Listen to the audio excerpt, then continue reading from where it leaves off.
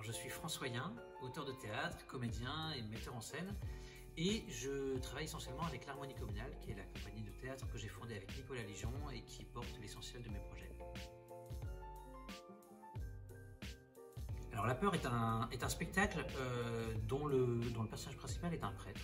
Un prêtre qui est confronté à une affaire de pédocriminalité dont il a connaissance via la confession d'un de ses confrères, qui dénonce le confrère en question, qui pourrait avoir l'occasion de dénoncer aussi l'évêque de son diocèse, dont il découvre qu'il était au courant des agissements du prêtre en question depuis plusieurs années et qu'il n'a rien fait, et qui finit par couvrir cet évêque. Et c'est une espèce de faute originelle au début de la pièce que vient lui reprocher un jeune homme qui lui rend visite, et s'engage entre les deux hommes une sorte de dialogue qui est au cœur de la pièce. Alors La Crèche, c'est un spectacle qui est très librement inspiré d'une affaire réelle, ce qu'on a appelé parfois l'affaire Babylou. C'est une affaire qui a opposé pendant plusieurs années une crèche associative dans les Yvelines et l'ancienne directrice adjointe de cette crèche qui demandait à pouvoir travailler avec son voile islamique, ce qui lui a été refusé et qui a fini par être licenciée.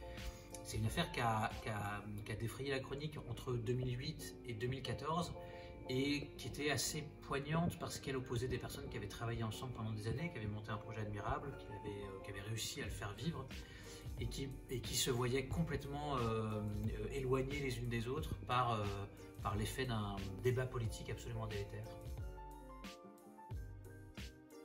Et ben ces deux pièces me semblent entretenir une profonde parenté. Et d'ailleurs, ça a beaucoup de sens pour nous que l'Azimut décide de programmer ces deux pièces à une semaine d'intervalle. Alors, outre le fait que je les ai écrites, ces deux pièces, elles ont en commun une sorte de parcours complexe vers un apaisement.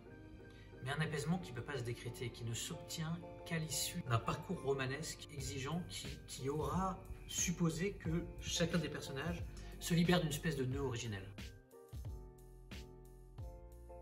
Pour la crèche, c'est très clair, je me suis inspiré de l'affaire Babylou. Pour La Peur, c'est moins évident. C'est une pièce qu'on a créée à Lyon et du coup les personnes lyonnaises ont cru reconnaître l'affaire Barbarin. Et c'est vrai que l'affaire Barbarin m'a inspiré en partie, mais on ne peut pas du tout dire que ce soit une pièce sur l'affaire Barbarin.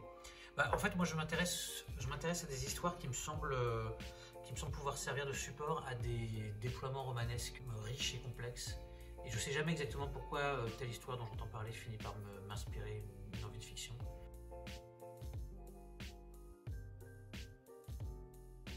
Je crois que mes références de fiction, à la base, elles sont avant tout romanesques. C'est-à-dire que c'est vraiment par le roman que j'ai découvert la fiction. Et du coup, je me pose pas exactement ces questions-là. Quand j'adapte La Crèche et quand je décide d'en faire une histoire et quand je commence à composer des personnages autour de cette histoire, j'ai pas l'impression de faire du théâtre documentaire et j'ai pas l'impression spécialement de m'inspirer d'histoires contemporaines réelles pour m'insérer dans des polémiques existantes. J'ai l'impression de raconter des histoires en faisant feu de tout bois. La Crèche est une histoire dans laquelle l'histoire d'origine est assez repérable. Dans La Peur, c'est beaucoup moins le cas.